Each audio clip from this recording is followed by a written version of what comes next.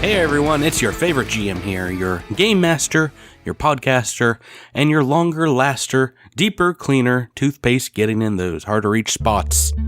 I'm here to introduce episode 51 of the podcast. If I'm sounding a little nasally right now, it's because we just got back from Dragon Con in Atlanta and I caught a little bit of that con crud you hear so much about. But we had a blast getting to play alongside our listeners in the Starfinder special. I just want to say a special thanks to our GM Natalie Kurtzner, one of the best SFS GMs out there, and the author of the Starfinder Society scenario Return to Cinder. We had a lot of fun. Still can't believe that we made it out alive, but Dragon Con was a success.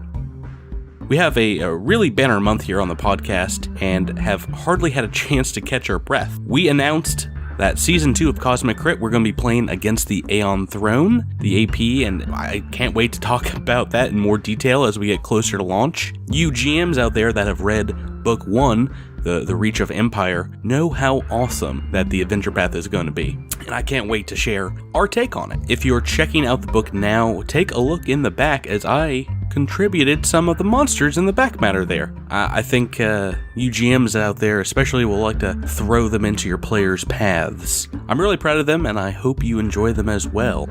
So, we announced the grand winner in the Supply Crate Fan Submission Challenge during this episode, and I get to introduce our next challenge, which has a lot to do with Season 2 of the podcast. While it is still pretty far away, we wanted to get a jump on against the Aeon Throne, and at the beginning of that AP, the players already own a starship, and you can make a Tier 1 vessel from scratch. So that's our next fan submission challenge. Make a starship for Season 2 of Cosmic Crit. Follow all the rules in the Starfinder core rulebook and make it a Tier 1 vessel that's able to take some hits, dish some out, and support a crew of 5. Also, describe the ship's background, what it looks like, what makes it unique. You actually have a little bit longer for this challenge as it will go into October, so make your mark on Season 2 of the show and check out the rules in our show notes or on our website, cosmiccrit.com today.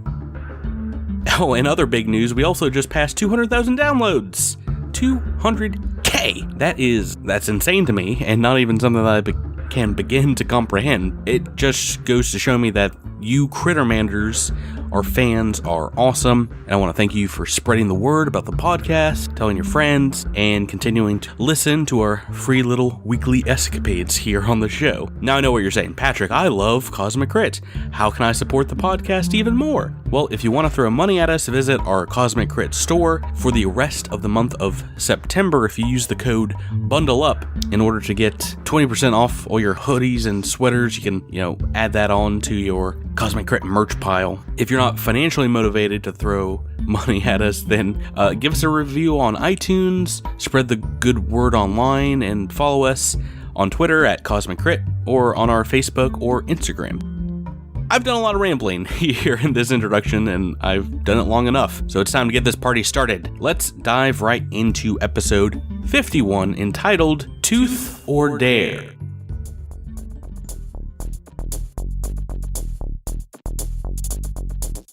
Last time on Cosmic Crit. We boarded the Singularity and fought Darius Gilchrist head on. Oh boy, Darius has incorporeal friends. Our favorites. We dropped Gilchrist like a sack of potatoes, but these undead shades are tough to take down. What's that adventure path? Ghosts? Too bad Knack is a ghost killer! Darius Gilchrist is dead! Again! Let's hope old DG is out of extra lives this time. Andis searches the Singularity's databanks to find out what happened to Braskin and finds troubling information. Idros witnesses Braskin perform scientific experiments on his great-grandmother for something called the Sun Splicer. We set a course for a lush planetoid in the Gate of the 12 in pursuit of Null 9. So Null 9 is the one I'm after. To the planetoid! Episode commencing in 3, 2, 1. Episode initiated. Look out! Citizens of Tokyo and the surrounding miniature Japanese countryside, it's a gigantic monster destroying your city. Welcome to Crit King of the Monsters, here on Cosmic Crit. My name is Patrick, and I'm your GM, your gigantic monster operator and fan club president. And I get to welcome you to the ultimate beatdown between all monsters here tonight in a Toho-style beat-em-up. Joining me and tipping the scales are my 5 friends and towering behemoths of rage and destruction. To my left, a towering 3-headed dragon monster made of death. It's Drew playing King Knack Feldspar. Broderick! Correct. To his left, a mechanical machine made to usurp its foe in every way. It's Jabert playing Mecha Andis 147. You know I'm really just Michael Cera with a jetpack. That's so apt. Across the digital table, the unkillable and highly toy marketable fan favorite. It's Miles playing Ramzilla. Mothra! To his left, perhaps it 'twas beauty that killed the beast, but it's more likely that King Kong ain't got nothing on her. It's Rebecca playing Alindra Valid. Hello. And finally, to my right, a pretty moth that is a friend to all children. It's Tyler playing Edrasura. I'm just a delicate little moth. What's that pretty light over there? That's my. Always love the Tyler ones. Oh, hey everyone, how's it going? Great. So excited. I'm excited to have some kaiju on the podcast. That's why I made you Godzilla. Thank you. We are back with another episode of the show. Time to have some dumb fun at the Gate of 12 Suns. What do you say, everybody? Yeah. Sounds good. Oh yeah. Oh, yeah. So what happened last? We leveled up, right? Yeah, no. Aw, Beans. I thought I could pull one over on him. Nice try. I had my heart leapt out of my chest for a second. Just, did I forget to do something? I'm gonna kill you, Drew. You gotta level up, bro. It's better than a level up. It's a gear up, right? Yeah, we found a mysterious crate. What's in it? Yeah, when we last left off, you guys were just leaving the Singularity. The Cult of the Devourer kind of taken over ship and found this crate that had been maybe laying in wait here for decades. A Starfinder crate. And opening up, you did indeed find a cache of weapons, equipment, technology, and magical items. Probably in here like 20 to 30 different things. And this is the winner of our August fan submission challenge to create a supply crate drop for you all. Woo. Is it the soul of Ving Rhames? Yeah, no, that's what I was going for last episode. That was the winner. Yeah. Patrick, I have a question. Yeah. Can I sense motive on our listeners? That's a pretty. It's +2 for every listener, so we're it's gonna be a pretty hard one to beat. The reality here is that after you had searched the Singularity, there were actually supposed to be a lot of credits on the ship, but those are kind of useless to you when you're out in the vast. Like there's no weapons store around the corner. So I thought it would be more fun to get the fans to kind of give you guys some gear boosts. And that's what we did. Our winner, if we haven't already announced it on social media at this point, is Matt C, who made a crate that was pretty tantalizing. I'm just going to go down real quick, give you guys like the best thing that you get, but everyone's got a couple things, which is exciting. Alindra, unfortunately, you did get a Soulfire fusion from Matt, despite having already bought one yourself. This is just going to turn into an equal or more amount of credits that you can spend on another fusion in the future, or UPBs that you might be able to craft into one. Cool. But in addition to that, you got a Starfinder backpack, which is a pretty awesome, equipment thing. So you can actually believe your strength is 4 higher when determining carrying capacity. Like you need to be able to carry more stuff. Nice. Yeah, but she's just going to fill it with books. Every book I find. Yep. And Andis got a couple of cool technological items, but one of the major ones here is hover skates. What? Allows you I've always wanted these. to walk 1 inch off the ground walk on water, ignore difficult terrain, and add an extra 20 feet of speed to a move action once a minute. So basically once a combat.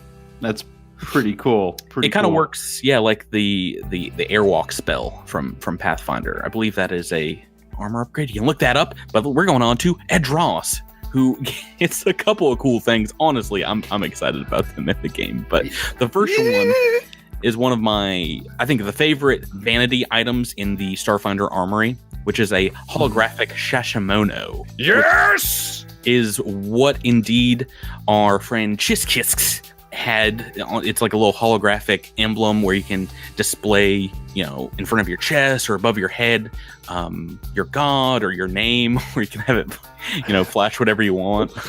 If Adros put his name across his chest, it would be backwards. Everybody would be like, Sarada, who's this guy?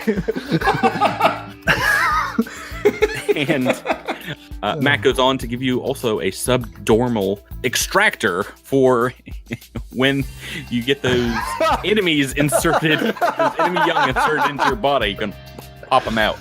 Oh, finally! Oh, this is Christmas. It's a dream. Raimi, a couple cool items. One are clear sight goggles, which allow you to kind of negate concealment from smoke and fog and things like that. Ooh, because everyone knows Raimi loves them goggles, part of your armor. And the other is a conspirator's emblem, which is a secret. I think it's a magical item, but it's also an armory. Something to look up when we take a break next. Cool. Mac, finally, for you, a fusion. It is called a bombarding fusion. You put a grenade in it, and you get a free use of that grenade once a day, which I believe, kind of like generates a grenade for you to duplicate. And the other is a magical grenade. It is a Mark III summoning grenade. Throw this grenade, and you get to basically use Summon Monster 3, like the spell. Oh my lord. So I could get a free Summon Monster 3 per day. If that's the one that you use the fusion on, yes, I believe that is true. We're going to have to look that up. There might be some time before I think the fusion takes effect. I think it's 24 hours. But Matt also, one of the reasons I picked this crate, provided an example magic beast, and that is a three-headed dog, Mr. McScruffins.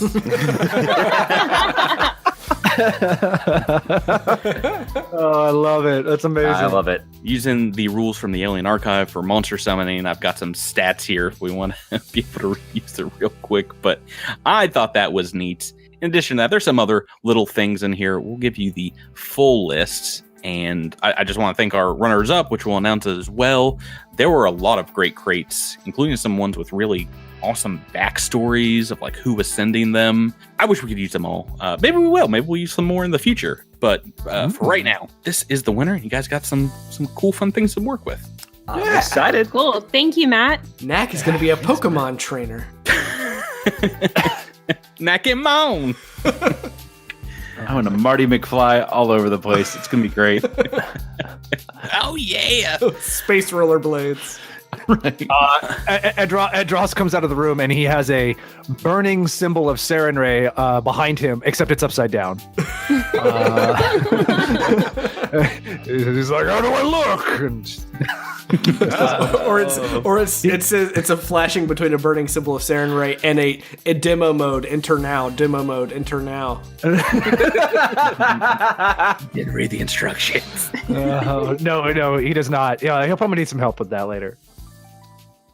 So let's get right back into the game, shall we? You all were getting ready to leave the Singularity and perhaps head down to this lush planet that's orbiting one of the 12 stars in this ancient gateway built by the Kish. You guys are able to get back to the Drift Rider pretty easy. You're banged up, the ship's taken some damage. After your fight with Darius Gilchrist, this intense combat, you're a little maybe tired, adrenaline still pumping through your system. But yeah, you know that the Cult of the Devourer is down there on the planet below you, maybe waiting. Do you want to head down now? Do you want to take some time to rest? What do you want to do? Take some time to rest, for sure. Mm-hmm. At least Raimi does. Your spells looking pretty depleted. Yeah, he wants to make sure if we're going down to tussle with the folks in the Cult of the Devourer, he wants to make sure he can slang some spells.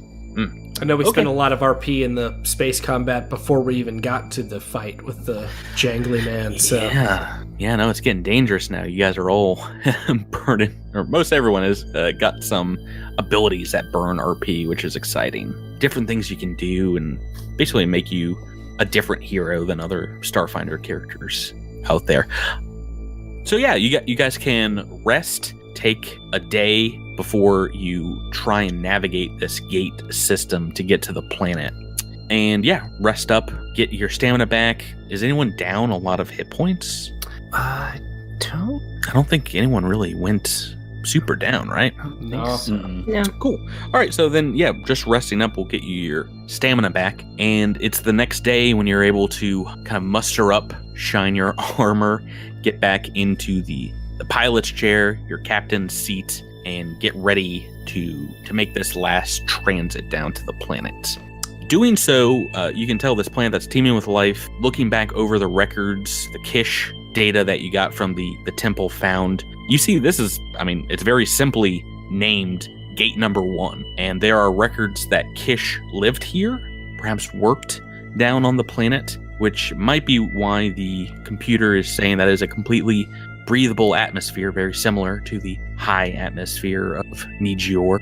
So one thing, getting the Drift Rider down there, though, is going to take careful navigation, even more careful piloting, as the gravitational fields in the system are like these massive magnetic waves that are just like lapping at your ship at the distance it's at now. Parts can pass by your ship harmlessly, but if you hit one of these waves at like the peak, it has enough destructive force to potentially rip the Drift Rider apart. Oh. So it is dangerous. You can't see them. It's, you have to do some pretty fancy mathematics in order to figure out where you can pilot. And that's going to be a physical science check, aided by the ship's sensors. But you can only do it when you are in the information. You can do some stuff beforehand. It'll do some calculations. But to provide Raimi with the data he needs to pilot the Drift Rider, it's got to be like real-time computing to help his piloting check. Okay. So aiding Raimi, you can do it twice and give him up to a +4 bonus. Who wants to try and make some physical science checks? I can as an astronomer, but I was going to ask what Andis's bonus was. Jabert, don't you? Yeah. 19? Oh, yours is higher than you're you can going to help. Right. Yeah, well, 2 of you can roll. So if you guys both a good one. Yeah, let's we're gonna do it like in CSI, where we're both using half of the keyboard to half. This is a DC 20. Oh, well, Give me that roll. Don't roll 1. I rolled a 1. No. Oh no, That's what I don't want you to roll. So 1 aid to the piloting check as you're, getting the Drift Rider to slip between these gravitational waves in the system. Miles, Raimi is, getting conflicting information from both Alindra and you're like, left, right. I need you to make a piloting check. All right. Oh boy. 22. It is a 24 with no. the bonus, but yeah, because you hesitate, you're listening to Alindra just for a bit too long. You're getting smacked. The ship is getting smacked as the Drift Rider, battered by multiple graviton ripples, pummeling through the hull, bypassing your shields. Like on a quantum level, the ship is being shook, and it does feel like kind of an earthquake passing through the ship. So the ship takes some more damage. So it's kind of like one of those scenes in Star Trek where like they get hit by something, and everyone's just flying around. Miles, I'm literally holding onto my chair around right now. Yes, please. Let's see. Damage pretty average affair here. It's 15 points, but it is direct hull damage. Oof. How much hull HP do we have now? You didn't take too much during that combat, but mind you, it's very difficult to repair your ship if you're not in a port. It takes time, it takes resources. Yeah, it doesn't. It's actually not that bad, Mhm. but yeah, it does take UPVs, and we'd have to find something to break down to do it. It is going to. It could be very bad because we're gonna have to do that again. Now you guys can try and aid again. Patrick, so I don't know if we're using these rules for this, but that 15 is our critical threshold. I think I think we're gonna have to. It might make it could make the piloting, because you're gonna have to make another check, a little bit more difficult. So let's go ahead. Miles, you want to roll that D100? Sure. Boy, am I glad we got all these cool new things only to die in space trying to get to the planet. It's 42. Yay. So 42 is what? Life support? No. No, it's life, the universe, and everything. Starship combat up in front of me. Weapons array. Weapons. Hey! Hey! My buttons are out. Where are all my buttons gone? He's just been pushing the buttons this whole time. No, that's not going to mess you up too much. But why don't you guys give me another physical science check to see if you can aid Miles' character. Linder not helping this round and is able to give some correct information. Now, Miles, give me another piloting check, and this time Don't listen to Alendra. just roll a little bit better. It's 24. Doubled your previous roll of 2. 4 on the dice, 24. Plus, you wouldn't be able to do it without Andis 147. 25 is what we need, and you guys are able to get through the field. No more friends. No more damage, thankfully. So yeah, you guys are able to only get a few more shakes, a few more, turbulent bumps to the Drift Rider, but it smooths out as you get basically within the gravitational range of this planet. It almost has like its own little shield around it, keeping it safe. And you're able to make that transit down to the planet below. It just takes another hour or so, but eventually you're able to penetrate this thick cloud coverage over this world. And as you peer through the Drift Rider's windows, you pick out a bunch of elements of the terrain below. You see jungles and vast savannas. You see very large herds of these horned quadrupedal creatures kind of charging across the plains. Beyond that is a large mountain range rimmed with ice and snow, and as you guys are coming in for a landing, you witness through enhanced scopes a seismic event that causes this huge avalanche, tumbling for thousands of feet, burying an entire patch of strange gray and red trees. As you get closer to the point where you detected a building on this planet and come closer to the jungle surface, a colony of thousands of brightly colored two-billed birds lifts up from the top of the canopy and just flies alongside the ship for a while, some of them breaking off in various directions. And they follow you until you guys slow down. The Drift Rider is able to come to a stop in a clearing. You find a landing pad deep in the jungle, and looks like one of the only places the Drift Rider can set down easily. And you have arrived. Boy, another jungle. Can't wait. What horrors does this have? Would you believe it? None. It's a great vacation spot. I don't believe you for a second. Come visit Scenic Gate number 1. It's the best. But yeah, no, we can pop out the ship. It's hot. It's muggy. Not nearly as bad as Castrovel, but that's mainly because there's a nice steady icy wind that blows through. It's very refreshing. Gives you some relief. Why don't you guys, as you step out on the ship, give me your best either perception, survival, or physical science check. Whichever one you want to do. Man. Haha, Drew. Oh, none of that's good. Boy, actually not a ton of, well, we got a couple of good rolls here. That's fine. Looks like Alindra, you picked perception. Mm-hmm. Pretty good perception, but you rolled really well too. And another physical science for Andis. Alindra is able to pick out from the landing pad an area that has been kind of chopped and cut through the jungle. Looks like making a path through the dense undergrowth. And as you go up and Andis investigates a little closer, you see signs that this path has been scorched into the jungle, cut in places, and just both these areas. This path leads kind of magnetic north, and it looks about, to Andis's trained eyes, a day or so old. Definitely all the flames have smoldered from where they were burnt here earlier. What are your guys' thoughts? It looks like we're hot on the trails. Literally. Oh, no, you didn't. No. Oh, yes, you did. Raimi leaves the party. Back on the Drift Rider. See you later. Bye. You guys heading out following this path? Yeah, I'm sure the Cult of the Devourer is going this way. Let's go and find Null 9. I mean, if they came this way, their ship's not here on the landing pad now. Oh, that's true.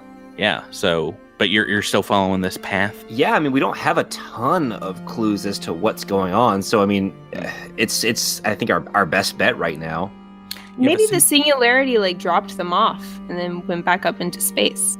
Well, you have a single recording that did come from a shuttle that might have been attached to the singularity. The Null 9 recording from the previous episode. Someone's got to go back and listen to it. There are some clues there, but not a ton for what has happened. But more than likely, if they did come down, it'd be in a pretty small ship. Should we look for their ship first before we head out on the trail? I mean, they did start here. Maybe they've just left since. Maybe it's going to be smooth sailing from here on out. Or maybe they got buried by the avalanche, and the avalanche took care of it for us. Do we get XP for that? I rolled, 20 natural ones in a row, and I was like, I guess they're all dead. Lucky bunch. I believe that in my heart of hearts.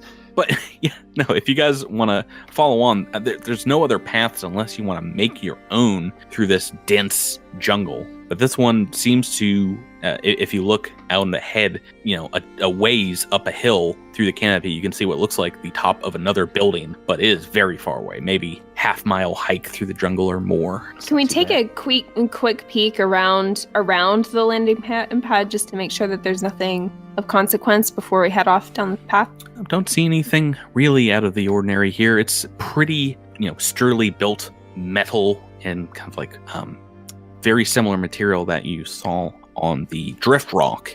This mix of like metal and ceramic that the ancient Kish seem to use a great deal in their construction. So very sturdy. It has survived here a long time in the jungle, but nothing else of note. Is it possible that it's hidden? Like it has some kind of spell on it? If it was on the landing pad, you would have crushed it. It's not that big a pad. Okay. We're wasting time, guys. If we want to figure out what's going on this crazy thing, either they left and are already ahead of us, or they're still here and we just can't find where they are. But we still have to move forward. Otherwise, we're just going to be standing around, twiddling our thumbs, letting the Cult of the Devourer do whatever they want. Knack is right. Let's go off down the path.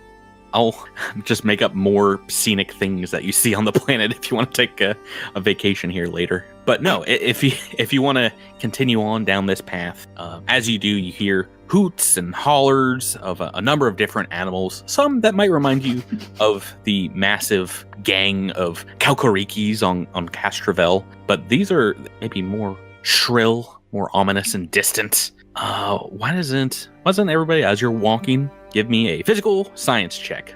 This is the episode of physical science checks. I'm so good at these. So, Alindra, as you're walking, both you and Andis are taking a look at some of these plants that are just on the outside of the path, and you actually notice a number of the vines and the branches here kind of moving and spreading out in your direction, kind of reaching for you with these barbed tendrils. Almost like, the movement of a Venus flytrap. Just very slow, subtle, but still trying to grab you down, maybe hit your heads, wrap around your ankles. And they look pretty dangerous. They more than likely look poisonous to you. Are they on both sides of the path? Just about every, 5-10 feet or so, you see another one of these. And that's probably why whoever did this cut a pretty wide path through the jungle. But since you notice them, everyone gets a little bonus here. Can everyone, as you're walking, give me a reflex save? Oh no. Alindra, watch your step. It is not an active thing, unfortunately. But you do get a +2 because of Alindra and Andis kind of pointing out this danger. Oof. That's a natural 20 for Knack. Ooh. Alrighty. I'm looking for the weak link here, and it does look like it's Alindra, unfortunately.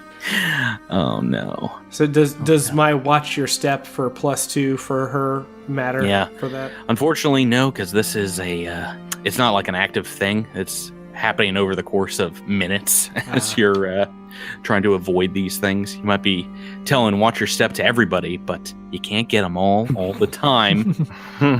As you step, forward, one of these things does reach out. You're stepping now into this swampy kind of rain-soaked area, dozens of puddles. And in this clearing, one of these plants, Alindra, does wrap around your arm, and you can feel the barb just kind of needle its way down into a kink in your armor. Please make me a fortitude save. It's a 22. All right, DC 17, so you made that. You can feel ice running through your veins for a second, but you're able to shake it out. Shake it all out. Patrick, can I sample that venom and see what it is with my new chemalizer? Ooh. I thought you were just gonna chop it up and saute it. I would like a salad. Taste it. And this 147 Venom Taster. What does the chemalizer do? So the chemalizer allows me to get a +4 physical science to a physical science check to try to like determine what a poison or a medicinal or a drug is, that sort of thing. This, whatever poison, it just kind of slows down the target. I think these plants, wrap around creatures here on this planet, weaken them, slow them down, and then slowly drag them back and kind of just let them decay at their roots. Right, just sort of like paralyze them over time, and then yeah, I see. Yeah, I mean, there's actual plants on Earth that do that, and it's creepy as all get out. But imagine one trying to do it to you. Right. But no, Alindra's fine. You're able to get to this clearing, this swampy clearing, and nothing bad ever happened at a swamp. As you're cutting this vine off your arm, Alindra, you see just another huge swath of these double-billed, colorful birds taking flight overhead. You hear a number of trees creaking, one snapping with a thunderous crack. The tree line shakes, and a huge swath disappears as a creature pushes it aside, and you get a good look at it. So this is what you see. It is a huge green monster, massive claw and arms in front of it. Looks like two huge bulbous mouths, one on top of the other, dripping with what looks like a green saliva, and it's crawling on these like little spider legs underneath it, and it lets out a bellowing screech. And yeah, why don't you guys take a look at this mini? This is fun. Yeah. Oh my gosh. Does it have a stomach mouth? Is that a tummy mouth? Yeah, you got your That's regular afternoon mouth, and then you got your nice evening meal mouth. Does not look like a mouth. It's like the Skittermander's angry uncle. PG-13 show. These are both mouths. Although I'll tell you which one it hits with. It'll hit with one of these. I feel like it's going to hit with both. And it says, "Greetings, fellow travelers. How are..." No, I'm just kidding. It's attacking. Oh no! Please make me initiative rolls. Would you like to peruse some of my wares? Yeah. Sell our loot too. I am a magical creature. You tell me an item, and I will spit it out of my second mouth. You wouldn't think that mouth was to kill you, would you? Oh, okay. My rolls are terrible today. Yeah, I didn't do great. Let me try. It's okay, Add folks. yourself in, Miles. Add Oh, boo. crummy roll in. It's okay, folks. Remember, when Nat goes first, everybody gets to get him. Yeah, that makes you feel better. Yeah, I do not have a +2 to confidence, unfortunately. Exactly. That hat, that stylish hat's not making me feel any better about this turn. Yeah. Just go and start a ska band. When did Knack spend all of your UPBs on that stylish hat? Just tinkering away all night long. He was in the workshop for like 3 weeks. It was in the crate, and we cut it out of the episode. We're gonna die. Yeah. Yeah. I'm feeling good about me. Feeling bad about you guys. Podcast over. Oh yeah, just FYI, this is why the introduction was about kaiju. Makes sense. So this thing is gigantic. I'm gonna assume it has a larger than 5 foot reach. Yeah, that'd be safe. Yeah. Do you see these claws? Yeah, I was those praying mantis mandible or hand things are they're bad. They're gonna have a bad time. I'm not gonna lie. We've been playing Starfinder for over a year now, I've read a lot of books, a lot of Alien Archive action, a lot of monsters in the back. This is one of my favorite monsters. Oh no, that's a bad sign. No, that's a really bad sign. What is it for our listeners? What is the monster for our listeners? Oh, well, I can tell you because it probably won't give you its history. This is called a Jubsnuff. A Jubsnuff. The Jubsnuff. Oh, that'll chestnut. You walk There are tons Jubsnuff. of variants of this monster, but this is just a big old killing machine. And we are in initiative turn order. We had some good rolls here. Knack is first. Knack Feldspar, you are up. What do you want? What the prunk is that thing? Get it! How did I know that was going to happen? And I want to point my Hailstorm Zero pistol squarely at it and take a shot. All right. Anger the Beast.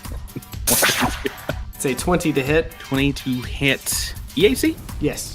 Well, yeah, no. You rolled a 20, but you get +2, right? Or did you? I add rolled that an in 8 and I get a 20. So it's 22, actually. Sorry. 22. Yeah, 22. 22. That's a hit. All right, for 15 damage. Woohoo! Is that oh, that's almost max. Wow. Wow. Another thing I love about this monster, pretty easy.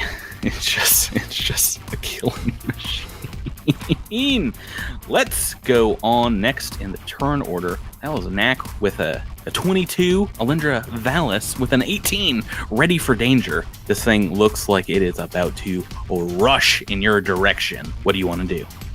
Alindra is going to stay where she is and use Crush on the thing to try to stagger it. You think this massive beast isn't going to make that fortitude save? I mean, it probably will, but what else am I going to do? Okay. So yeah, it is just fortitude, right? Yeah. What's the DC? 20. Ooh, that's pretty high. Let's see what happens. 13 on the dice. It has saved. Oh, man. All right. You had a pretty good chance, actually. I'm not gonna lie, with a DC 20, but it is not stunned, not staggered. Do you have a move action? Something you'd like to do? Yeah, I should probably get out of the way. I'll just come over to the other side of Adros. Yeah, here. You guys are in like a fighting V formation. That's great, as it is the Jubsnuff's turn. Hello. Sees a number of you guys. It looks like indeed it is ready to trample a number of you. Let's see which direction. Oh, like all of us? Very, very potentially. Let's see. It's going high. So let's see. Its movement. It's fast. Ooch. Actually, I think it is able to, from where it's charging from, get everybody in except Alindra. Now, you guys do get a reflex saving throw. Raimi, watch your step. Oh boy. And if you make this reflex, I'll tell you right now, it is Oh, jeez. a DC 16, so it's pretty easy. Well, you don't, but Adros rolled 3. If you had gone yet, you'd be able to make an attack of opportunity with a reflex. I don't think anyone can do that, but it looks like Knack and Andis, you have saved, so half damage. On Remy and Adros, it's gonna be do some math here. I hate it when he has to do math. Oh, no. So many dice. No, I'm just kidding. 2d10. Oh. That is 25 points of damage on the full bludgeoning, and on the half it'll be 12. Oof. So this thing just crawls over the top of you. You know, there's actually a good amount of space between its body and the ground, but it does batter into you. You might get a leg, like, clamping you to the ground, you know, steps on one of your toes, knocks you around. So a little bit of damage. Some of you were able to juke out of the way of its many legs. And Alindra, actually, you will be able to make an attack of opportunity. Oh, no, you don't have your weapon out, do you? No. Okay, then that brings us to Adros Veronis. Tyler, your turn.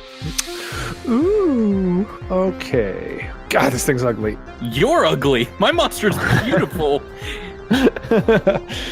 How about swift action, haste circuit, and move up and do a double. All right. How about that? Let's see how hard this thing is to hit. And I will be using the ultra thin longsword. Let's put up some numbers. Oh, not with the 5. Probably not.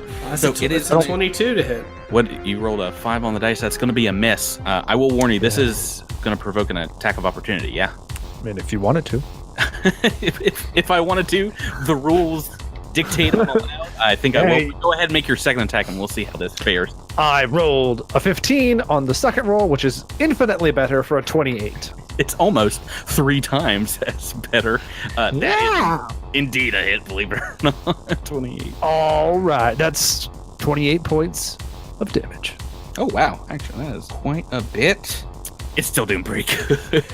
Let me make this attack of opportunity. It's reaching out, dragging you in with a claw. See if it can get one of these delicious bites on you.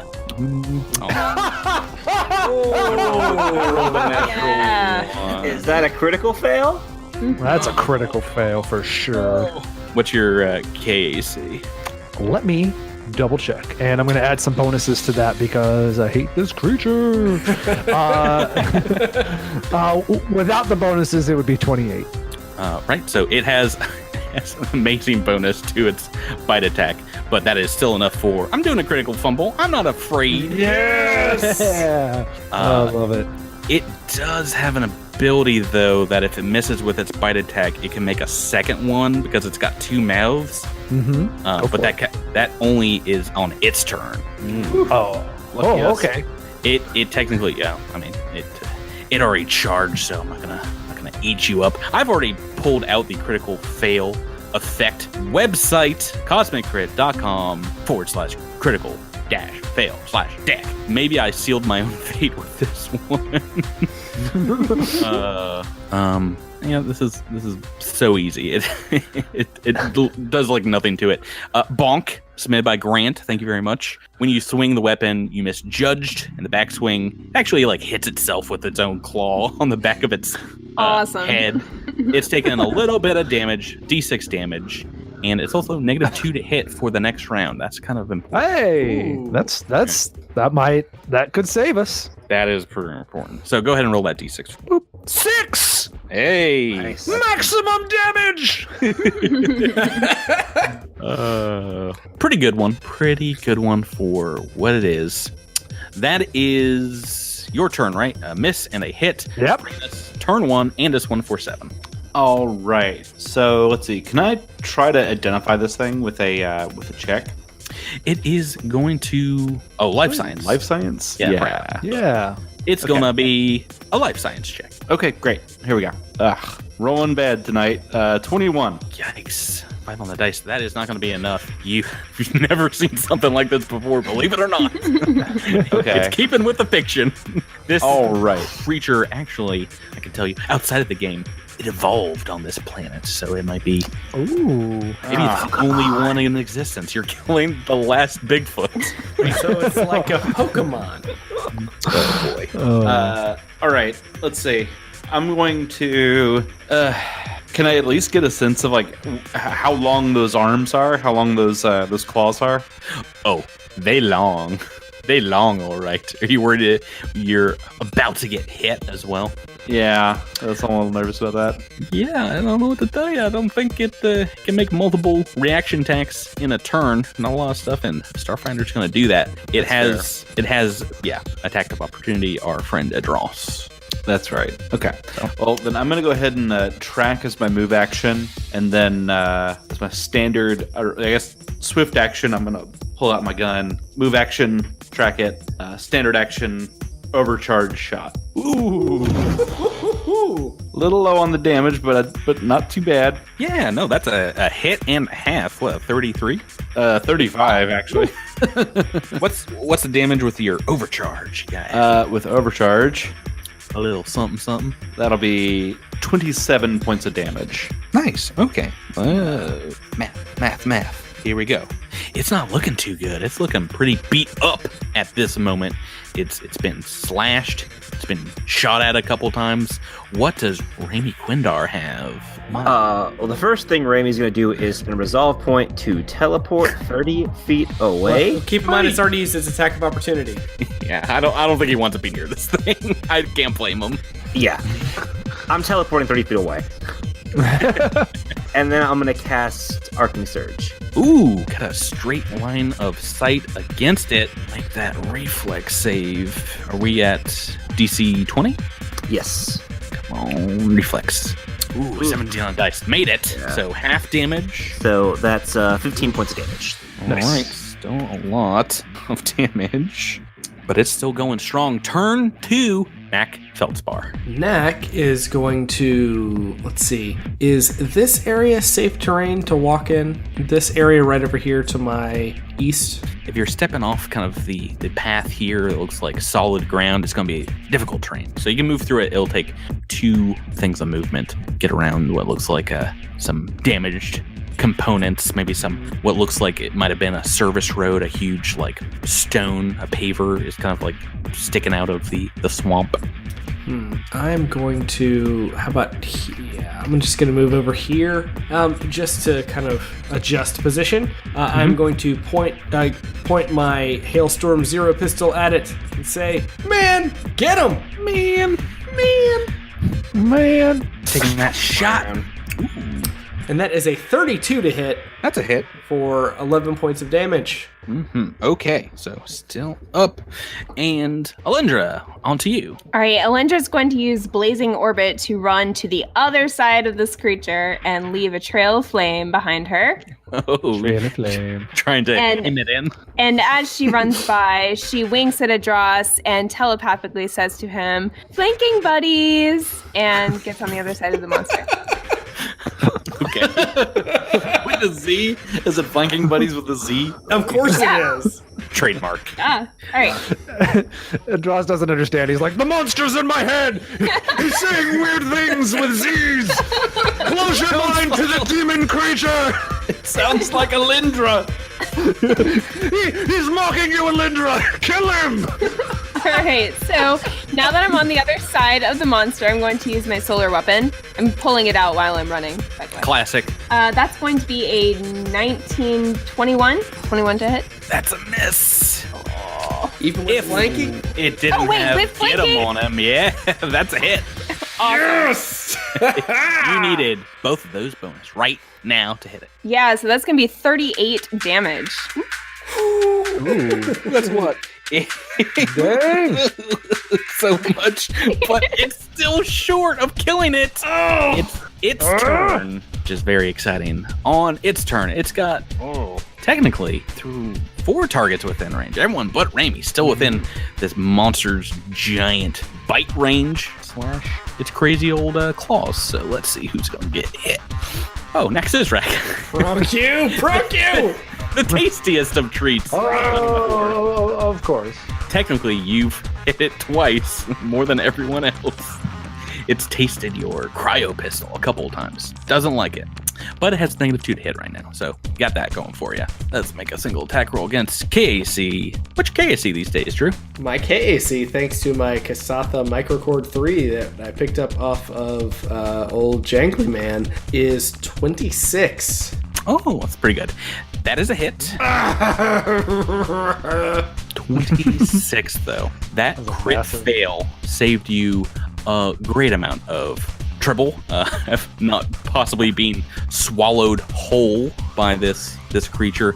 That was just enough not, I believe, to, on my roll, automatically grapple you. But you're still taking a ton of damage, so let's go to do that. A ton being 21 points of bludgeoning damage. Yeah, it gets a good bite in, but it doesn't pin you in its mouth in order to swallow you at a later date. That is going to be its turn, because it just did the single attack. Edros Veronis, your turn. Okay. I mean, I've got so many bonuses now, like +4. You got some good bonuses. You probably shouldn't roll a 1 and squander them all. Oh no. You No, shouldn't squander them all, Tyler. Now it is written. Now it will happen. You doing single attack, double attack? What are you doing? No, we'll double attack this bad boy. Alrighty. And longsword go.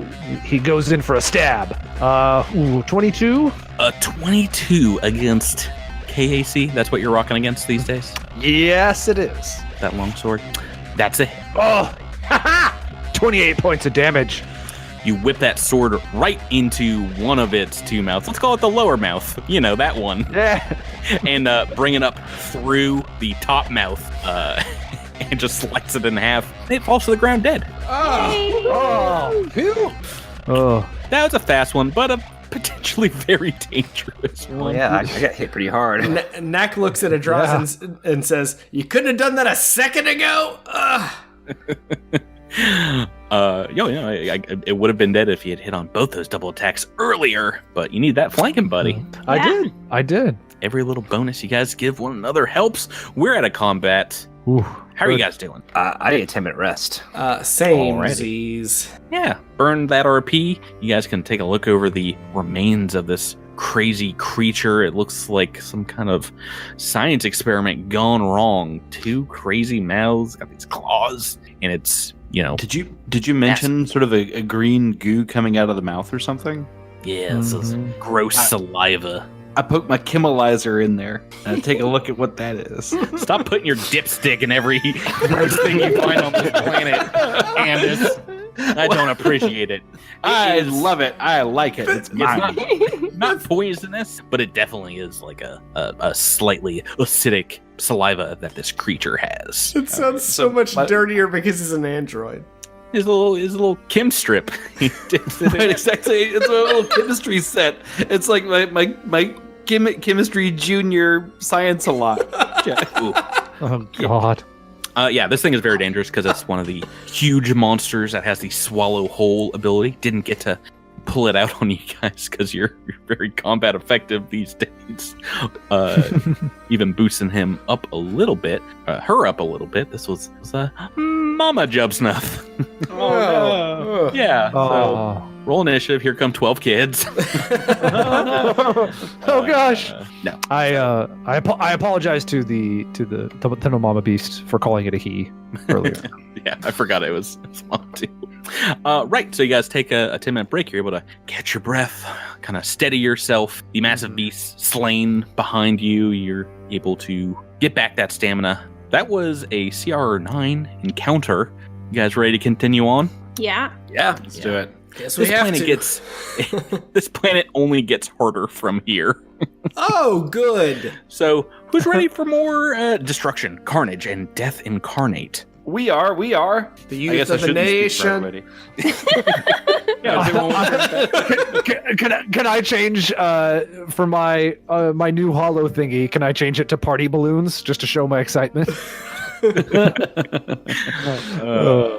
Anyway, as you continue on, it's still a bit of a hike. You do have to kind of make your way through some difficult terrain still, the jungle path. And as you do, the canopy above you darkens a bit. You see dark clouds kind of forming overhead, threaten to rain down maybe a bit on you all. And the path narrows a bit in a shaded copse, and you begin a slight uphill climb. Far off, you hear a thunderclap. It sounds very high-pitched and sharp. All of a sudden, the air is tingling with electricity. Can everyone make me a perception check? I have to jump. It's gonna be lightning Akatas. Oh man, I'm rolling so bad. We got a 20 on perception. We got a 1 on perception. Oh, a 19? What are you guys doing? 18? I don't know.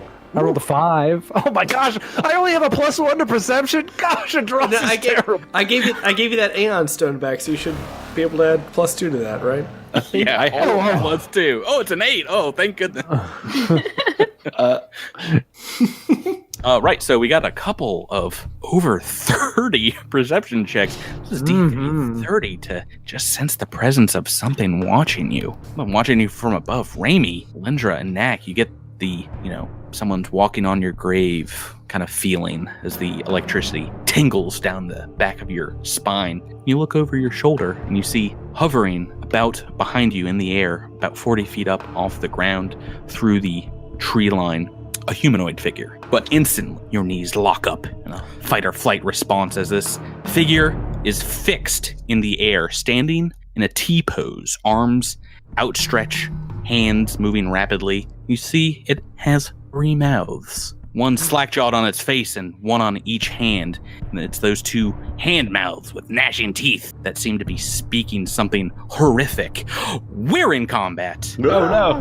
No, Right now. it's one of these things. I bet next time we meet a guy that has four mouths. I was about to say, is this the book of the mouths? I mean, this is the land of many mouths. Land of many mouths. Maybe it's like Fibonacci numbers. So like the next one's gonna be 5. There's so many. By the end of it, we're just like fighting, just the whole universe's mouths.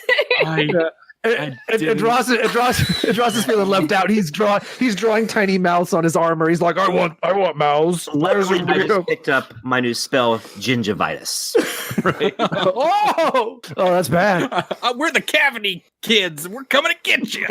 Yeah. They call me Sugar. They call me Candy. I like where we're going with this. This is like one of the most horrific fights you guys could. I'm tobacco and I help with gum disease. My name's Your Busy Day. I make you not go to the dentist. Yeah. My name's Ice Cubes. You shouldn't chew me, but you do. Okay, we're really scraping the bottom. You're after gingivitis and sugar. Your busy day? I'm the busyness. Stop. Jabert's character's name in the Cavity Kids Club is Your Busy Day. I'm the expected activity of modernity. He's the underachieving cousin of Busy Bone. That's dark on a realistic level. I'm late stage capitalism that forces you to spend so much time at your job that you don't have time to take care of your teeth. That does not fit on a business. They are going to cut you off. I'm going to have to take out a billboard. I'm dying in real life, but in a real life reflex save. I cast hideous laughter on all of you. No, for real. Click on your character tokens. Make an initiative roll. I'm going to kill someone. Please don't kill me. I'm not even laughing. Take it easy on Don't kill me, Mr. Brennan. I wasn't laughing.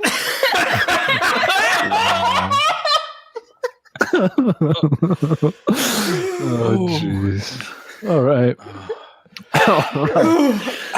Oh, gosh. But seriously, guys, I got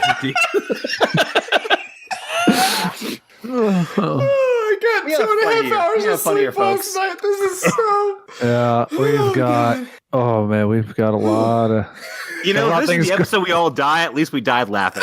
Right. If this is the end of this podcast, I'll die happy. Yeah. Okay.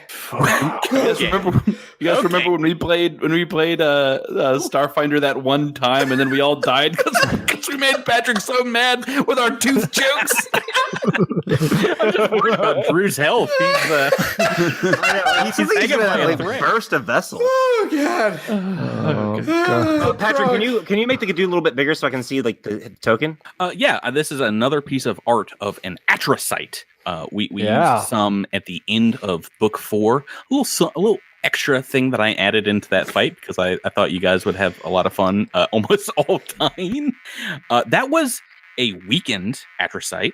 Oh. It was also magically manacled. So about half of its powers didn't work. This is just another example. This one is not a Sheeran. It looks like it was a human at one point. Kind of tattoos. There's some pretty nasty marks all over it. Almost looks like a half orc. It's like it's like Henry Rollins was a. Well, the hands remind me of Vampire Hunter D. Yeah, pretty nasty hands. This is just another piece of art, an example from the amazing books that you could buy from Paizo, this adventure path, because you usually a couple different examples of what some of these reoccurring evil baddies looks like. But yeah, this is the one that I'm going to use here. It is a medium-sized creature. Right now, it is flying 40 feet above your heads. We are going to do a surprise round because you guys, a lot of you rolled better on that perception check than I thought you would. And who didn't roll well? Tyler and sadly did not roll enough. They're at the top of the initiative turn order, but in our secret round, Mac Feldspar. Wow, again, first to act here, surprise round, you can do a move or a standard action. What do you got? Get him. Oh, and I guess I can fire too. Sorry, I'm too busy laughing. All right, Hailstorm Zero pistol, squarely pointed right at this thing's mouth. Which one? So that's a 25 to hit. EAC, that is a hit. Yay! For 6 points Nice. of damage. Wah. Oh, poop. Hey, points on the board, buddy. Points on the board. Minimum damage, absolute minimum. But yeah, it got get him in the surprise round, which is pretty awesome. Raimi Quindar, you see another one of these evil outsider creatures that you fought last on Istamak. What would you like to do? I am going to cast Arcing Surge. Okay, yeah. So that's got like 100-foot range, right? 120. You blast up into the sky, another huge amount of electricity damage. Oh, so many 5s, 6s. Oh, I'm seeing a lot of damage there. Let me roll. Yeah. Please roll low. Not its best save reflex.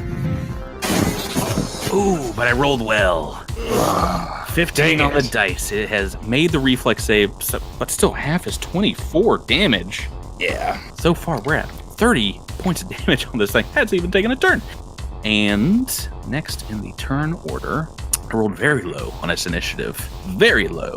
Alindra Vallis. I'm going to go toward photon attunement and also shoot my laser pistol. Ooh. You said it's 40 feet up, right? It is. So Yeah, it might so that's be... hard. That's too high for crush. So. It might be just out of the first range of your laser pistol, so another -2 there, but Okay. make me that EAC attack roll. It's an 18. So I guess 16. No, with get 'em it'd be 18. Yep, that is a miss against EAC, unfortunately. And on its turn, yeah, you see it. What it was trying to do, one of these creatures back in the temple found, cast some pretty rough spells. It's pulling these dark energies. You see the clouds kind of swirling behind it. This red crackling energy creates a swirling eddy and just sends down like a hailstorm of negative energy in your guys' direction. This is a 20-foot radius spread. It is going to hit everybody here. Yeah, this is it's a pretty bad one. They draw it on the map for you guys. See how bad this area is. Oh, good. Let's see here. Everyone can make me a reflex save. Alindra, watch your step. Oh, man. These reflex saves. Terrible rolls. Murder me. Literally. What I'm trying to do. I'm trying my best, Tyler. I believe in you, bro. Yeah, so once you have acted, you're no longer flat-footed, which means you may make a reaction. So who's getting that? Watch your step. I threw it to Alindra. Alindra rolled a 16. So it'll be an 18. Ooh, is that going to be enough? Probably not. I'll tell you in 1 second here. We are looking at this ability. This is a DC 22. Ooh. Everyone except Andis is failing this time. It is some bludgeoning damage to each of you in this area. Not a ton, but it's if unfortunately creatures in the area are knocked prone and reduce to half speed while the spell is in effect. If you make the reflex save, you're not knocked prone, but you still are reduced to half speed. So everyone except Andis on the ground will roll some damage. Patrick, so is there something like coming up out of the ground and grabbing us, or? Nope. Gotta listen. It's a swirling cloud above his head that just rains down negative energy. These things that kind of bludgeon. It's bludgeoning damage, so they're knocking into you, knocking you flat on your back. Right. And like the half speed is like there's stuff on the ground, or is this like an ongoing effect? Oh no, it's ongoing. Oh holy! It's ongoing for a while. It basically immediately transports you into like the eye of a hurricane. So you're knocked to the ground. You will continue to take damage. Yeah, boy. Double check. No. So it only deals damage to you once, and you're only knocked prone once. But this negative area is in effect for a while. Yeah, I guess the reason I'm asking is it specific to the ground, or is it like a coffin? Oh no, it's in the air. It's a wad of space. And how much damage was that, Patrick? 12 points of damage, so not a ton. Andis is taking half. That's the surprise round. That is that single round. We're going to turn one. Edros Varanus. Who is on the ground? Yeah, classic place to find Edros. Ross, yeah. 9 times out of 10. Yeah, so swift action, haste circuit. I'll get up. And this thing is up off the ground. I'm going to spend another move action to take out my super duper awesome artillery laser. Oh, okay. Getting into the range combatant territory. Yeah, I'm not cool like Alindra. I can't just spider climb up the sides of things. And none of us are as cool as Alindra. That is extremely true. And then I'm going to spend my standard action. I'm going to look at this thing, and Edros is going to look at it and say, "The tenants of Serenray demand that I kill you. Prepare yourself, foul creature!" And I'm going to issue divine judgment on that atrocyte. This means Help you out, yeah. I have to spend a resolve point, but until the target is dead, my weapon will bypass that target's DR and ignore its energy resistance. Nice. So, I feel like this guy probably has some. That's all my action. That's all my turns, so I can't do anything else this time. But now I'll be able to hit it free and clear. Nice. Okay.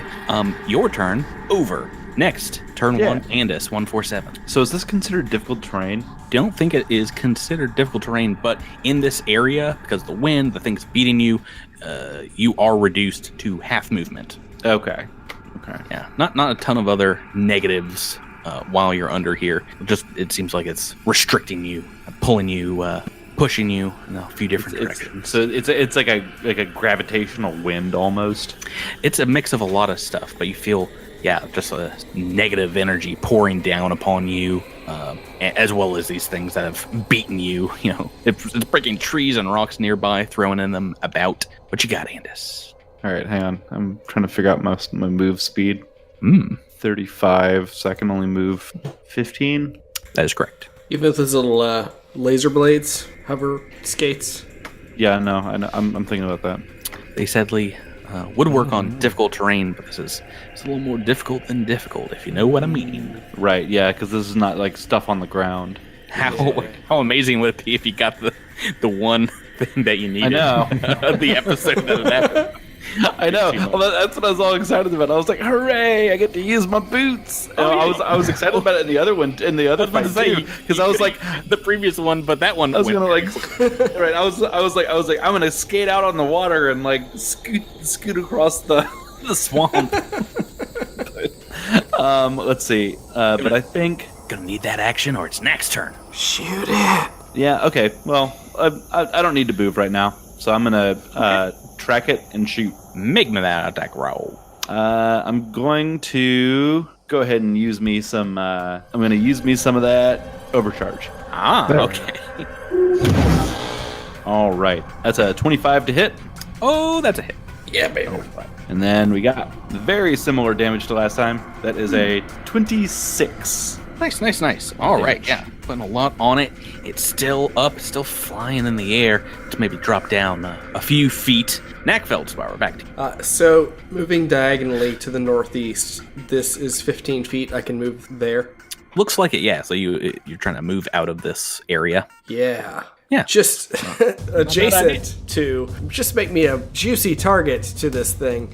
Yeah. It's like, why do you leave my zone of death? You want to die quicker? Okay. And then I'm going to once again point my Hailstorm Zero pistol at it. Get him! And attack. That is a 20 to hit. Against EAC, that's a miss. Yeah, but still got him. As far as get him is concerned, bringing us next to Raimi. All right, so Raimi is going to spend an RP to zip on out of here. You know, Everybody's favorite move in this game, right? And then he is going to cast Arcing Surge again. Oh, you think twice as nice the second time? Yeah. Pretty good damage. I'm gonna make that reflex save. Fail it. Ooh, what's the DC? 20. I have rolled an 11.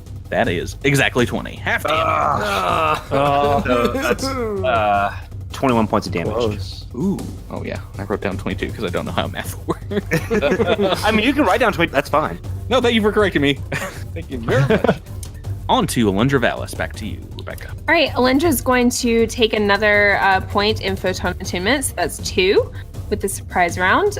She's also going to stand up, and I'm just going to use my... Well, I guess I have to pull my laser pistol out. Can I do that while I'm standing up? Yeah, didn't you already make an attack? Well, yeah, but when I got knocked prone, I figured that it... Like, oh, no, it doesn't. It doesn't knock the weapons out. Oh, okay. Hold on to And- the gun. I should also probably mention that Knack is an Ahsoki and can stand from prone as a swift action. So Yes, a good note. Miles teleported out, so I think we've got the movements settled. just got to make sure our rule mongers fans are okay with it. You mean the coolest fans? Thank you, everybody. Okay, I'm going to shoot with my laser pistol then. Classic. And that's not going to hit. 3 on the dice. Probably not gonna do it. That brings us back to its turn. Nobody has done a ton of damage against us. Maybe the most Andis, but I think it's still time to go to that random dice to see who's getting attacked. Ooh, I know what a 6 on the dice means. I also know what a 5 on the dice means. It means Alindra's getting attacked twice. Oh no! Double attack. You see both of its hands kind of from the T-pose move in front of it, and it sends out these void bolts of dark energy in your direction. 2 of them that kind of like sidewinders move through this cloud of debris that is made with its other spell. What is your EAC? 21. A 6 on the dice. An 11 on the dice. These are both hits. Ugh. 2 hits. No criticals, so not what I wanted. But let's see. Rolling some D4s here for damage. Ooh, almost minimum damage roll. Almost maximum, so I'm kind of averaging it out. 3 4s and a couple 1s there. In total, this is 26 points of damage from these void bolts. That is its turn, bringing us back around to Adrosferanus. Back on the ground? You are on the ground? Yes, you are on the ground. Okay. It is still floating 40 feet in the air, right?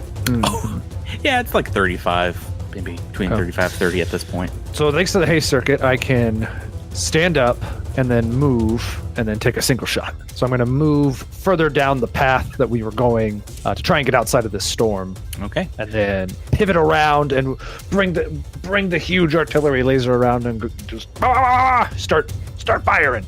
What's the range of the artillery laser? Oh, 120 feet. You're just within range, so make that attack.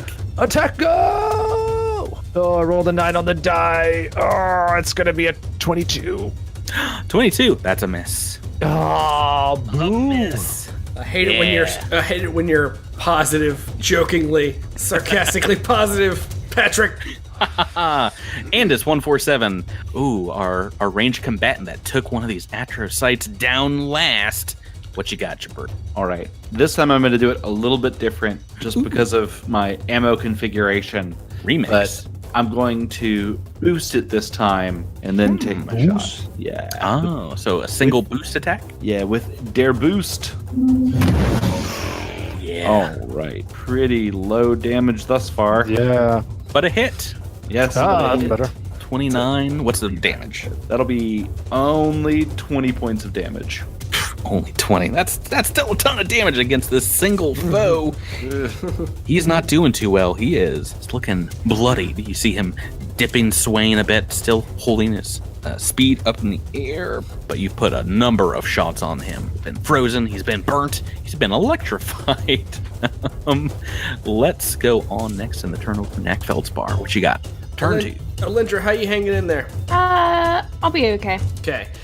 Knack is going to get him and squarely aim his Hailstorm Zero pistol at this bad guy. Can I take 2 shots? That is a full action, so I don't know if you can do it with your get 'em ability as well, because that's a standard, right?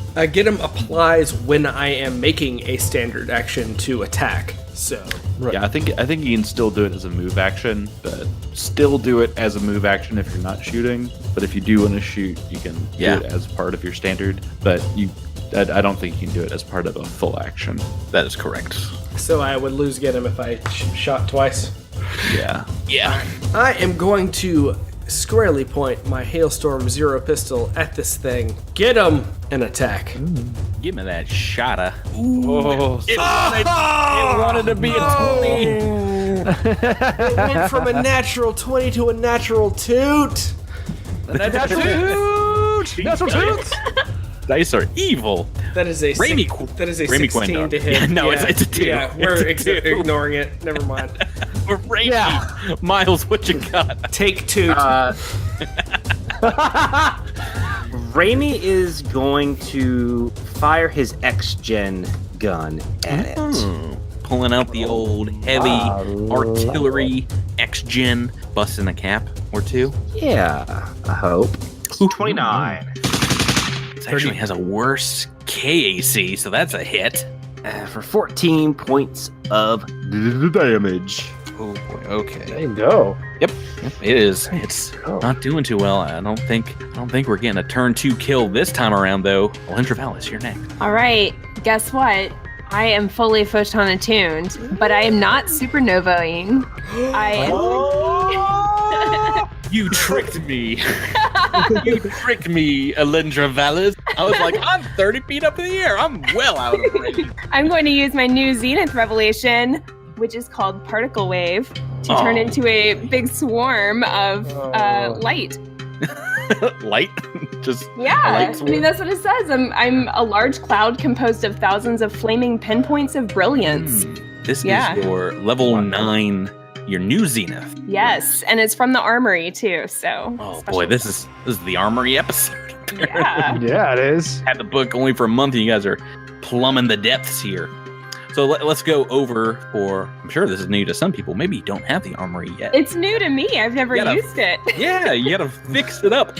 You surround yourself in a swirling sheath of charged particles, and It's not a sheath. I dissolve into Yeah. a swarm of light. oh, I'm looking at Yeah, the wrong she- one. There's multiple things that say particle. Okay, particle wave. Yeah, particle wave. Right. While in this form, you gain the swarm attack trait. Wow. So you are a swarm yourself, a fly speed equal to your land speed. So how far do you move normally? 35 feet. Okay. So therein lies the rub. You can. Well, you might be able to double move into it. What's the hypotenuse of I actually have Pythagorean's theorem up right now. Of what? 40 feet and 30 feet? 40 and 30? 50. Math. Is he still 40 feet up? 30 feet up at this point. So Oh, okay, 40 feet away. Okay. you can get there with a double move because it's 50 feet away. And you have the Also- swarm. So hang on a second. So does the reduced movement apply to fly speeds as well? Oh, that's a good point. You do have a fly speed, but flying inside this evil cloud will require an acrobatics check. From a cloud of light. Yeah. Oh, this is a great game. I love this game. I'll be honest. That was sort of my first thought when he threw down this area of effect thing. Is like I'm just gonna fly up out of it. No, it's going to be hard. Right. Yeah, so give me an acrobatics check, see if you can maneuver your way out. Actually, you might not be able to get there this round. So, does it matter that I also gain swarm defenses and swarm immunities? Yeah, I don't think it changes your acrobatics or your land speed. It just gives you the ability to fly now. Yeah. Moving. Might add to your acrobatics, but I mean, it says combat maneuvers I'm not affected by and can't perform them. Yep. Yeah, I mean, you still count as a creature, and we'll have to make a fly check for this ability, which is the spell Cosmic Eddy. It does a lot of stuff, but it's mainly to keep people in check from moving out of this area. So flying creatures within the eddy has to make a acrobatics check, and it's a DC equal to the spell's save DC. Yeah, unfortunately, my acrobatics is -1, so this is probably not going to go great. Oh no! Yeah. Just like a game where when we fight a swarm, it's almost impossible to defeat. But when we are a swarm, we get crushed in one round. Yeah. I Unfortunately, figured that as a swarm of light, I would be floating above whatever cloud this was. oh no. No, I mean, you don't No. teleport out of the cloud. You're still well in it. And unfortunately, with you have a -1 to acrobatics. Yeah. And no ranks in it. What? But that is an automatic fail Okay. against this thing's DC. It was DC 23. So what does that mean? I mean, I'm still a ball of light, right? Oh, yes. No, you're still in I'm this just stuck in the mode. cloud. You still got these swarm abilities. But yeah, failure means you cannot move for the round. So unfortunately, while an amazing ability, this particle wave, this creature's cosmic eddy is going to keep you grounded for now on the ground. Let's go on to its turn. It's had a couple people doing a good amount of damage to it. I think it's time for more spells. Maybe some more spells. Oh, good. Yeah, it's going to cast a spell on itself because it doesn't like dying. We'll get this combat going a little bit longer. You see it magically incantate. There's some movement with its arms, and all of a sudden, there are 3 more of this creature up in the air. It has quadrupled the number of creatures whirling around one another. Still very possible to kill this thing, but now it's got a little more defense. We're on to turn 3 at Drosferana. Opening up that double attack. Ooh, double attack. 2 attacks with the artillery laser. Someone thinks he's gonna break a mirror. I just need a 20 and not to hit any of these mirrors. First attack. Come on. Pew pew. That's a miss. Ignore that one. That was a fake one. That one. I don't know if it was like this on your screen, but my digital dice, it was almost a 17. Yes. And then it kind of like bounced off the D8. It was almost a Into a 17 3. and then almost a 19 and then landed on 3. Dice trying to kill you. Tyler, second attack. Come on, buddy. I just want to be good at this game. Oh, it's a 7. Yeah, never mind. Ignore me. I go to sleep. 2 misses. Ah! Pew, pew, from the artillery lasers and this 147 ranged combatant. What you got for us, Chipper? I'm gonna quick draw a battery out. I'm gonna just like eject one battery, slap it in there, and then level this thing right at it. And let's say overcharge. All right. All right. Tacky time. Pew pew, big boy. Oh no! No. Oh no! It's not. It wasn't. In the 20, it's a tear. It's a natural suit. Now, are you going to be able to break a mirror, though? What's your total bonus? That'll be 18. An 18. It it's against an energy attack. That is the bare minimum to roll to break a single mirror. Oh, So yes. good. 2 mirrors. Yeah. Oh, thank goodness there. Knack, Feldspar, we're on to you. Tinkle, tinkle. I am not familiar with this mirror spell, but I'm glad we have. Oh, it's a classic. Classic. Yeah, just harder to hit this thing because you might hit one of the mirrors instead of it. All right, once again, Hailstorm Zero pistol, A classic. aimed as squarely as I can. Get him! That is a 29 to hit. Ooh, that will hit. Maybe. So it's down to 2 mirrors. Roll a d6. On a 1 or a 2, you've hit the creature. Otherwise, you've hit a mirror. Let's roll it. Oh, you hit it! Yes! Yes. Ooh, and nearly max damage. 15 points of damage! Good job, Knock. Oh boy. Oh boy. Raimi Quindar, we're back to you. I don't like how this one's going. So I'm gonna cast Dispel Magic on the creature. Oh, you think you got a little extra something in the tank to light the way for your teammates here? Dispel Magic. This is a targeted dispel. There is no saving throw, and it's You took instantaneous. You took this at level 9, right? Mm-hmm. So to do the targeted dispel is a D20 check plus your caster level. The DC is going to be against this creature's spellcaster level plus 11. Tell you right now, DC you're trying to hit here is a 21. Does So you're rolling- get him affect that at all? No. Yeah, I didn't think This so. magic is not an attack. So I roll a d20 plus my caster level. D20 plus 9. Oh, let's give it a shot. Oh. Oh, A good gambit, but a 5 on the dice. It's not going to beat this evil outsider's magical capabilities. Well, then I just give him the Starfinder salute. Classic. If there were other things that you could dispel, it could dispel something at random on this creature. I honestly forgot to cast a defensive spell in the first turn and cast Cosmic Getty instead. So there's nothing else for it to dispel. Which brings us to Rebecca. Your turn, Alindra Valnis. Yeah, so I'm still a cloud of light. By the way, I'm a large cloud.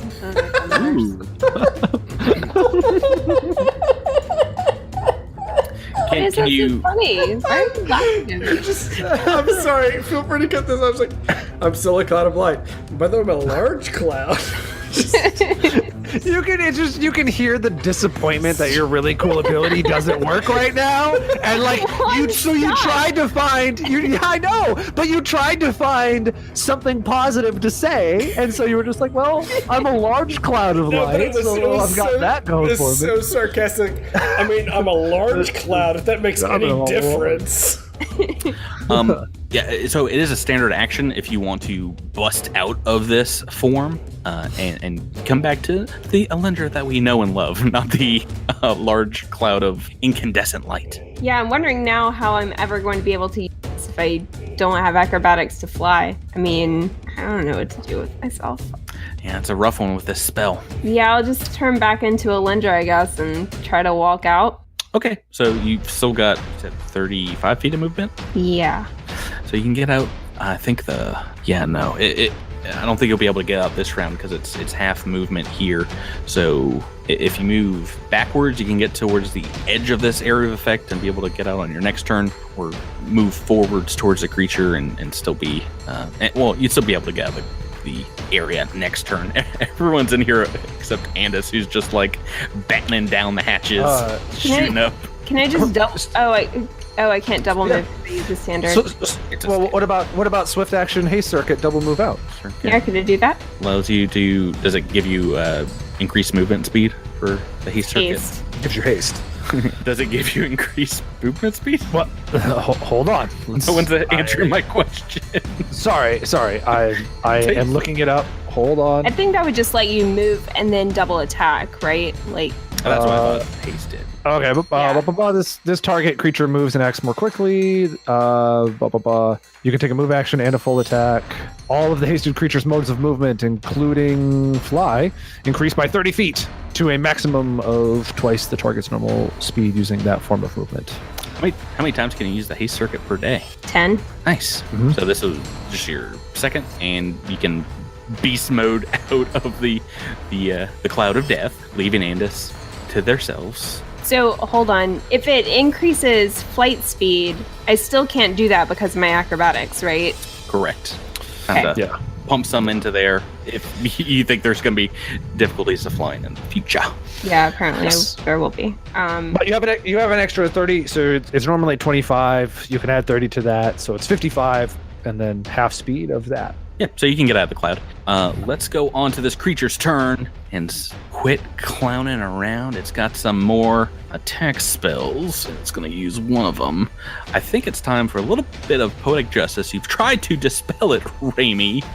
Failed. So it's going to send a little bit of magic back your way in the form of Arcane Surge. Why don't you go ahead and you make me a reflex save. Raimi, watch your step. Oh, jeez. So, what'd you roll? 11 plus 2, 13. Plus 2, because, I'm sorry, it Watch your completely, pushed over it. Now, can you give it to me again? Raimi, watch your step. So with that, I have 13. That ain't going to do it. Oh, boy, that's a 4 on the dice. Reminder, this one is Garbage. 10d6 electricity. I'm aware what my own spell costs. I didn't know how much it did. That's so much. Yeah, that's why I took it. You monster. Zapping. Yeah. 34 points of damage for that max damage. Right. Remy's dead. Are you in hit point damage?